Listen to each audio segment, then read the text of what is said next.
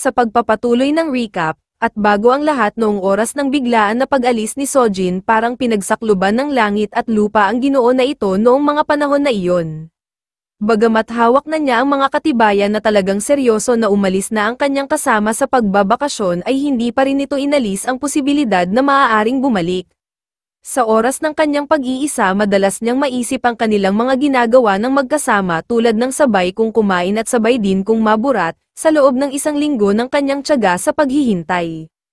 Iginugol niya ang kanyang sarili ng nag-iisa subalit ito'y hindi naging epektibo sapagkat, hinahanap-hanap na ni Mr. Cha ang babaeng nagbigay kulay sa kanyang buhay kaya't dahil dito, kaagad nitong tinawagan ang kanyang secretary upang tapusin na ang kanyang bakasyon na sa halip ubusin ang oras dito sa isla nagdesisyon na hanapin si Sojin gayong ayaw daw niyang tuluyang mawala ito. Mabilis namang naasikaso ng secretary ang kanyang tiket para makabalik ng Seoul at habang naririto si Ju-won sa eroplano paulit-ulit niyang ipinangangako sa sarili na hindi siya papayag na hindi muling makita si Hyun Sojin at gagawin daw niya ang lahat ng imposible para mahanap lamang ang dalaga. At nito nga na siya ay nakabalik na ng opisina, napansin kaagad ni Woo-jin ang mukha ng kanyang boss na tiyak kapos sa tulog sa laki ng eyebag. Nabanggit din ni Secretary Kim na dapat ang bakasyon ay maaaring makagawa ng mabuti ngunit base nga sa pagmumukha nitong kanyang boss ay siguradong hindi naging maganda ang karanasan sa pagbabakasyon kaya't di naiwasan magtanong kung nakapag-relax ba itong kanyang bossing. Ipinaliwanag ni Ju-won na naging maayos naman ang kanyang bakasyon puwera na lamang nitong mga huling araw, gayong may tanging bagay na bigla na lamang nawala pagkatapos ginamit niyang halimbawa ang Midsummer Night Dream pero, litong-lito ang kanyang secretary kung ano ba ang sinasabi ng kanyang boss ngunit hindi na siya sinagot bagkus hiniling na ibigay o ipakita sa kanya ang mga papeles ng mga aplikante. At dito nga nito nakita ang taong hinahanap na nagbigay lumbay sa kanyang damdamin sa pag-aakalang hindi na muli or mahihirapan mahagilap si Sojin ngunit si Sojin na rin mismo ang siyang lumabas na para bang isang tadhana. Nitong magsalita si Mr. CEO na ikaw rin pala mismo ang lalapit sa akin biglang natuon ang pansin ni Woo-jin nais malaman na kung ang tinutukoy ng kanyang boss ay si Hyun Sojin at kung paano daw nakilala nito ang aplikante na iyon. Maghiliw tumugon si Mr. CEO sinabing ito'y masyadong komplikado, namula ang mukha pagkatapos ay itinanong kung kailan magsisimula itong babaeng ito at dito naman sa panig ng ating bida. Bitbit ang kanyang ilang mga kagamitan pinuntahan niya ang malapit na kaibigan na si Jinjo upang pansamantala ay dito muna siya habang siya ay naghahanap pa ng apartment na malapit lamang sa kanyang papasukang trabaho. Sinabi din niya na nitong papunta siya dito sa bahay ng kaibigan ay nagtingin-tingin siya ng mga apartment at may ilang mga spot sa daan dito na tagpuan ang isang perpekto kaya't yun ay kanyang nilagdaan upang sa sunod na ilang araw ay kanya itong babalikan upang maupahan. Natuwa si Jinjo sa kanyang mga sinasabing perpektong spot. Ayon naman dito sa ating bida ang lahat ay gumagana ng maayos. Natutuwa ako na hinayaan mo akong manatili muna sa iyong lugar hanggang sa makahanap ako ng ibang lugar upang lumipat at iyon lamang daw ang kanyang mga nais sabihin at nitong pagsapit ng gabi. Sa sandaling ito ay mahimbing nang natutulog si Jinjo pero si Sojin na nakahiga sa ibabang bahagi ay hindi pa rin dinadalaw ng antok. Isang linggo na ang lumipas. Simula noong iwanan niya si Mr. Cha sa isla at sa sandaling ito iniisip na sana ay nasa maayos na kalagayan ang lalaking nagparamdam kung paano ang maging malaya, di nito lubos maintindihan kung namiss ba niya si Ju-won gayong naramdaman nga niya noon ang pagiging malaya o marahil ang init ng kanyang presensya. Buong akala nito ay mabilis niyang malilimutan kaagad ang karanasang iyon kaso, mukhang hindi ganoon ang siyang nangyari sapagkat ilang araw pa lamang ang nakalilipas ay hindi pa rin mawaglet sa isipan na kabaligtaran sa kung ano ang inaasahan. Kung paano siya pinangiti, kung paano siya nito inalagaan, at kung paano binigyan ng isang perpektong oras upang masulit ang bawat sandali.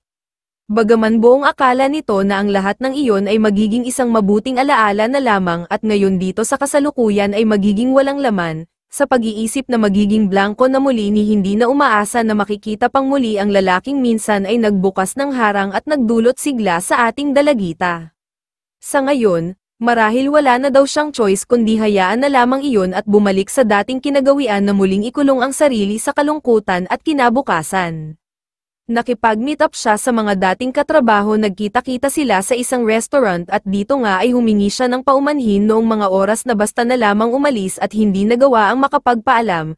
ipinaliwanag na iyon ay isang biglaang desisyon.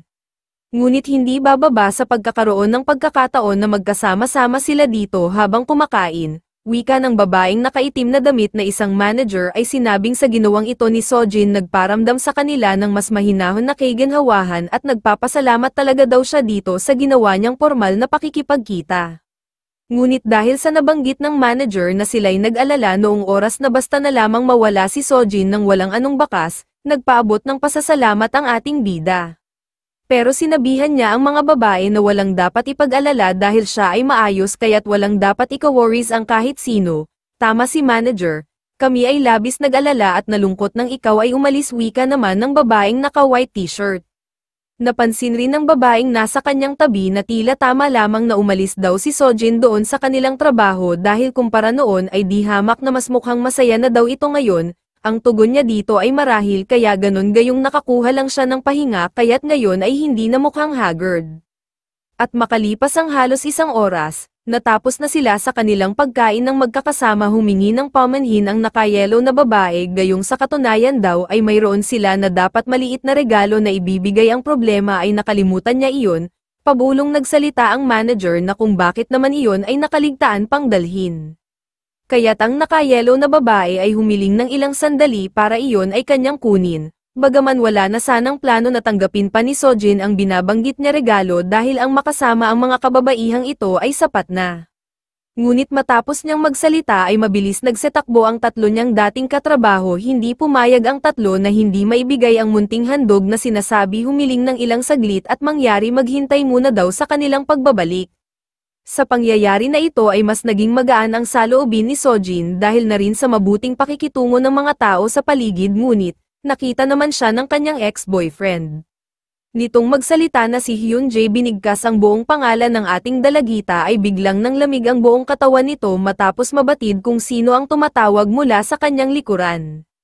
Upang masigurado dahan-dahan niya itong tiningnan ng may mukhang galit saka napatunayan na tama kung sino ang tumatawag mula sa likod na walang iba kundi ang kanyang ex-boyfriend na maliit ang talong.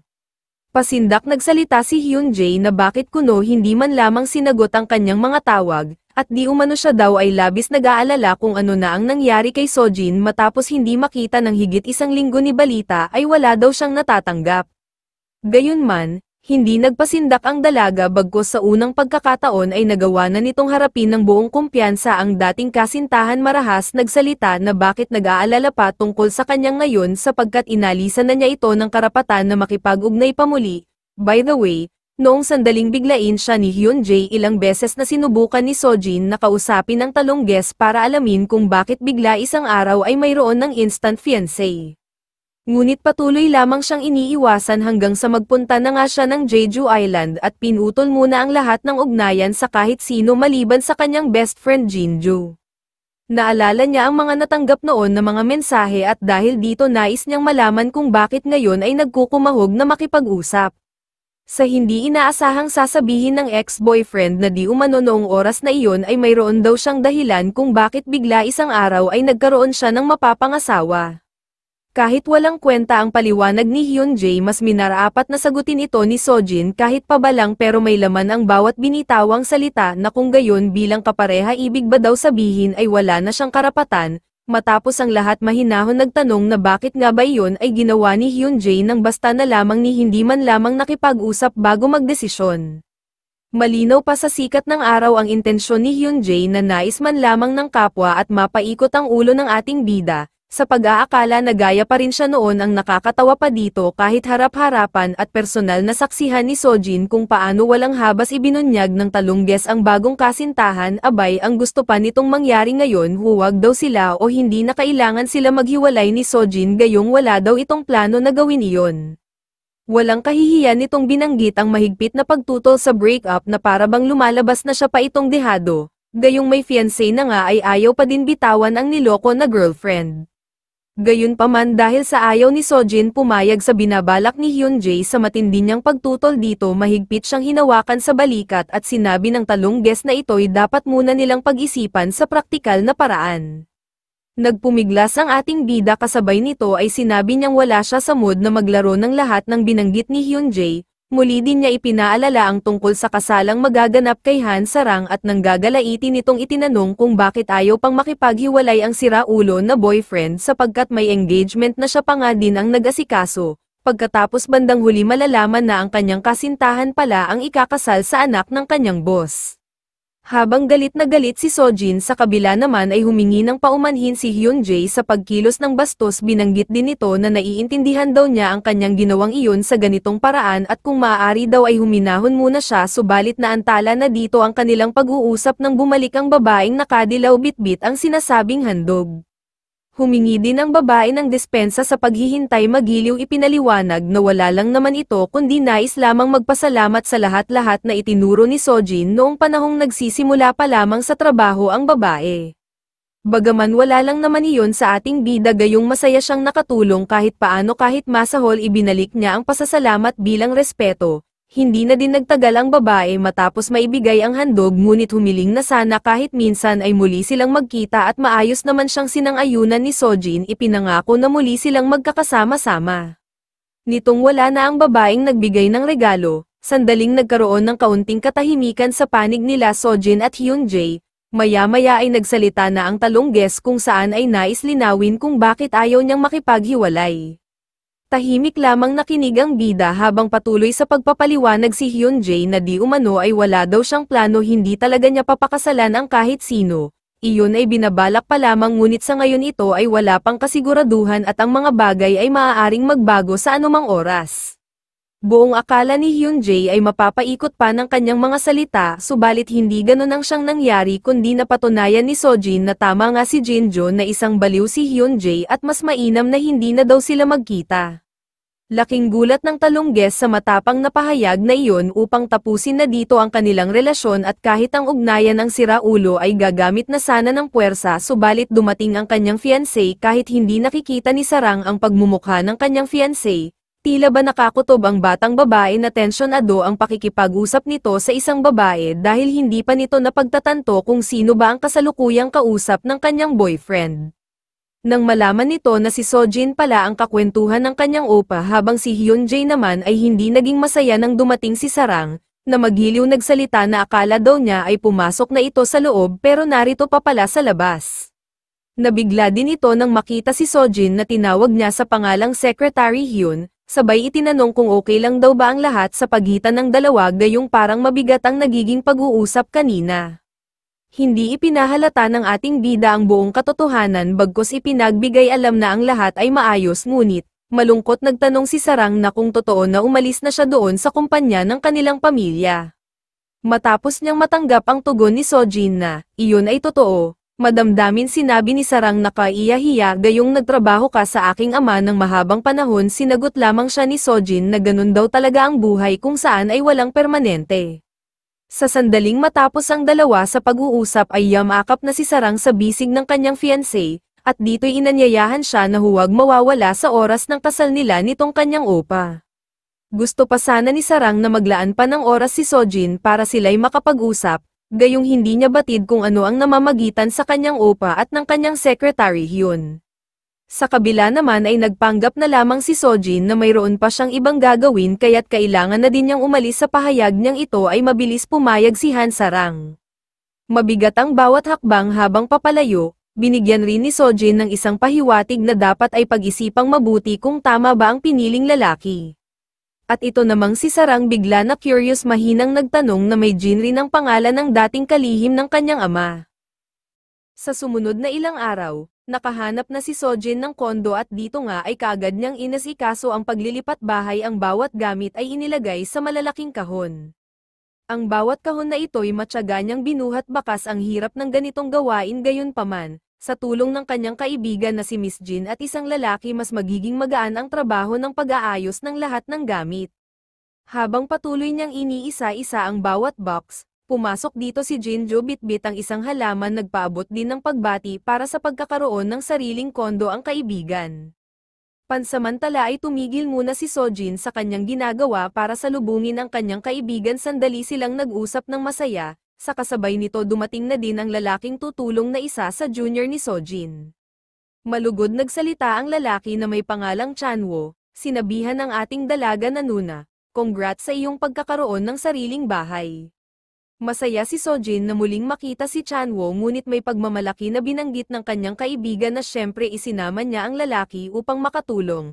Pero si Chanwo ay mas naakit makipag-usap kay Sojin gayong hindi nito masyadong pinagtuunang pansin ang mga salita ni Miss Jin at pagkatapos ng mahabang pagkakamustahan. Nagtulong-tulong ang tatlo upang mapabilis ang pagsasaayos ng unit ni Sojin may kanya-kanya, ang bawat isa si Jinjo ay nag-aayos sa may kusina, si Chanwo ay nagbubuhat ng mga nakakahon pang gamit at si Sojin, nagpupunas naman ng mga salamin sa bintana. Sa loob ng halos ilang oras mabilis nilang natapos ang halos lahat ng gawain, at napahiga na lamang ang tatlo matapos ang walang humpay na trabaho. Batid ni Sojin na kung wala ang mga kaibigan ay tiyak na di siya mabilis makakatapos sa pag-aayos ng kanyang unit, si Jinjo naman ay may napagtanto na hindi pala raw biro ang maglipat bahay ngunit si Chanwo naman ay biglang nagutom matapos nito. Pagdating ng kanilang pagkain, itinanong ni Chanwo kung kailan magsisimula ang kanyang nuna sa bagong trabaho at sinagot siya ni Sojin na bukas. Dagdag naman ni Chanwo na ito ang iyong panibagong simula, bagong lugar, bagong trabaho at may pahabol si Sojin na bago rin pati ang kanyang phone number. Maya-maya ay nagbigay ng mungkahi si Jinjo na sila'y mag-toast para sa pagsisimula muli ng kaibigan. Tunay na nakakaaliw dito sa ating bida ang lahat ng mga nangyayari sa kanyang buhay matapos ang delubyo na dumating at kanyang naranasan at pagsapit ng kinabukasan. Suot ang kanyang uniforme ng pang-opisina maagang pumasok sa unang araw ng kanyang trabaho, na naginip din daw itong si Sojin kagabi lamang na magiging maganda ang araw na ito para sa kanya. Ayon doon ay tiyak na makakatagpo ng perlas na siyang sagot sa lahat ng pangangailangan. Ang pahiwatig na iyon ay magbibigay ng swerte at pagkadating niya ng bus stop ay sakto lamang din ang pagdating nito, na kung titingnan halos lahat nasa perfect timing. Nang naririto na siya sa gusali na pagtatrabahuhan, habang sakay ng elevator patuloy siyang nasasabik sa ganitong mabuting pakiramdam, iyon bang kahalintulad ng pagbili ng lottery ticket or kung anong bagay, sa mga ilang sandali pa na reach out na niya ang opisina kung saan siya pinapunta ni Secretary Kim. Hindi rin nagtagal ay dumating na ang secretary mula sa kanyang likuran at ipinakita na rin kaagad ang table kung saan din siya ma-assign at pagkatapos nito. Tinawag ni secretary ang lahat ng empleyado upang siya'y ipakilala ipinagbigay alam sa lahat ng nasa office ni Secretary Woo Jin na ito si Hyun Sojin mula ngayong araw siya ay kasali na dito sa kupunan ng mga kalihim. Ang mabuting pagpapakilala ni Sojin ay tinugunan naman ng maayos ng kanyang magiging katrabaho samantala inutusan ni Secretary Kim na iwanan na ang kanyang bag bilang parte na siya nitong secretary team, sapagkat pagkatapos dito ay kailangan siyang ipakilala sa presidente na mabilis niya itong sinang-ayunan. Sa labas ng pinto ng President Office, ipinabatid ni Woo Jin na sila'y kung maaaring pumasok, ang ating bida na may kinakabahan gayong unang beses niyang makikita ang presidente. Maya-maya rin ay pinapasok na sila ng sinasabing president, habang nakayukod si Sojin pinangunahan ni Secretary Kim ang pagsasalita upang ipakilala ito at sinabing ngayong araw ang kanyang simula ng trabaho. Sa sandaling ito ay minabuti ni Sojin na magpakitang galang bago tuluyang tingnan ang presidente ng opisina at siya ay malugod nagpaabot ng magandang umaga. Ipinaliwanag na ngayong araw nga ang kanyang simula ng trabaho dito mula sa kupunan ng kalihim subalit naantala ang kanyang pagpapakilala nang makita ang pamilyar na mukha. Sa unang araw kaagad na ibinunyag ni Mr. Cho kung sino siyang tao, malambing nitong kinausap si Sojin para sabihin na mabuti at muli silang nagkita ngunit di nito masyadong iwinaksi bagkos tinawag niya si Sojin na Secretary Hyun. Sa pagkagulat matapos makilala na kung sino ba ang tao sa kanyang harapan, ito'y may pagtataka na kung ano daw ang ginagawa dito ni Juan diretsahan naman siyang sinagot, na kaya siya ay naririto dahil kanya ang hotel na ito. Naniwala kaagad si Sojin nang makita mismo ng kanyang mga mata ang pangalang nakalagay na may Cho Juan na pag-isip-isip din ng ating dalagitang bida na bagaman maaaring hindi daw siya nagkaroon ng pagdududa na ang lalaking ito ang may-ari ng guest house na kanilang pinanuluyan doon sa Jeju subalit, ang Cho Juan ngayon dito ay siguradong presidente nitong Royal Hotel. Nang matapos isipin ang lahat ng bagay na iyon ay halos maubusan ng lakas sanhi na rin sa mga revelasyon na nalaman at bukod pa dito, ano na lang ang mukhang ihaharap sa magiging boss sa pagkakaroon nila ng romance time.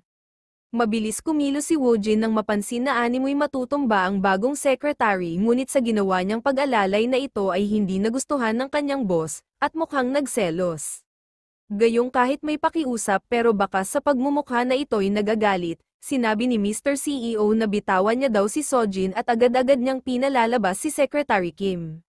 Ang walang maunawaan na secretary ay mabilis na bumitaw sa pagkakahawak, ngunit bago lumisan itinanong kung paano itong si Miss Sojin. Sa halip na sumagot sa katanungan ni Woojin, ang kinausap ng presidente ay ang ating dalaga, sinabing tila kailangan nilang magkausap. Dito'y naunawaan na ni Secretary Kim na dapat niyang iwanan na dito ang babae.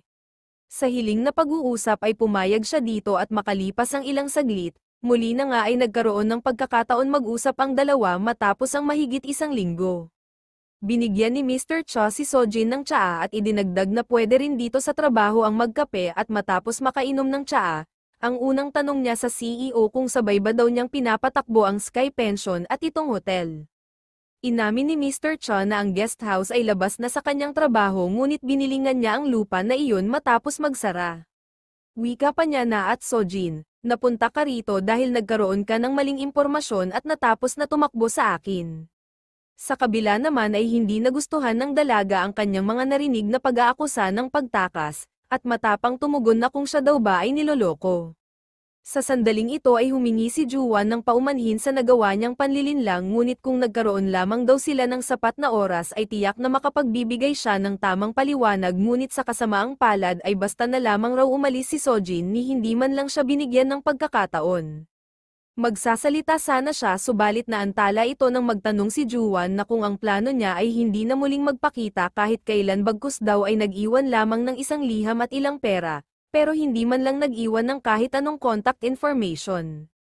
Batid ni Sojin ang kanyang nagawang pagkakamali na iyon, kaya't wala siyang ibang nasabi kundi ang humingi ng patawad, at bilang kapalit ng mga kasalanan handa daw niyang pagbayaran ito gamit ang pagsasaalang-alang ng trabaho niya dito na job cancellation.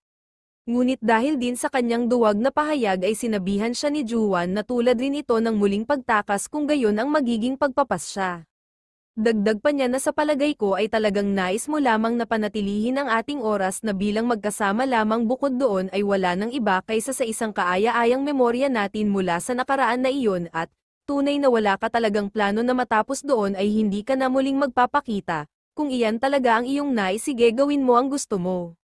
Bagaman, sa antas na ito ng walang pananagutan at kawalan ng pag-iingat, hindi ako sigurado kung anong kumpanya ang talagang tatanggap pa sayo, at may halong pananakot na sige lang bakit hindi nga subukan ng makita ang resulta. Nanginginig ang boses ni Sojin na nagtanong kung ano ba daw ang ibig sabihin dito ng CEO, at dito'y ipinaliwanag ni Mr. Cho na siya daw ay isang tao na nagtatanim ng sama ng loob dahil sa ganoon ang kanyang ugali. At dahil sa isa siya sa pamilya Chable na nagpapatakbo ng negosyo ay malalaman din niya kung saan magpapasa ng resume si Sojin. Sa puntong ito naman ay hindi na kinakaya na maging mahinahon pa ang bida nating babae, gayong parang puro na lamang banta ang kanyang naririnig. Ang hindi nito alam ay sinusubukan lamang ni Juwan na panatilihin siya dito sa kanyang kumpanya. Bagaman pabalang ang tugon ni Juwan, ngunit nang nagiging balisa na si Sojin ay binawi na niya ang mga binitawang salita, bagkus kalma na sinabing ang nais ko ay manatili ka na lamang dito sa aking tabi bilang kanyang secretary, na siya namang ikinagulat ni Sojin sa mabilis na pagbabago ng usapan. Sinabihan din niya si Juwan na siya ang unang gumawa ng panlilinlang kung saan ay maaari sanang maiwasan ang gayong hindi pagkakaintindihan. Ginamit namang dahilan ni Mr. Cho ang tungkol sa kanilang pinagsamahan na lampas isang araw ginugol ang oras na palaging magkasama, kaya't dahil dito ano ang punto sa paggawa ng mga pagpapalagay tungkol sa kung ano ang maaaring. Subalit hindi matapos ni Sojin ang nais nitong sabihin na kung anong misteryo ang bumabalot sa kanyang pagkatao o pag-uugali. Gayunpaman, kahit saglit lamang na sila ay nagkasama ni Mr. President doon sa isla ay masidhinan niyang pinag-aralan ang bawat kilos ni Sojin, bagamat hindi gaano sigurado, ngunit batid niyang nahihirapan ang babaeng ito na makisalamuha sa iba at sabay maingat niyang hinahawakan ang pisngi ng ating dalaga matapos mapansin ang pagkabalisa. Hinimok din nito si Sojin na paaminin kung hindi man lamang daw siya naisip ni minsan matapos noong sila'y magkahiwalay.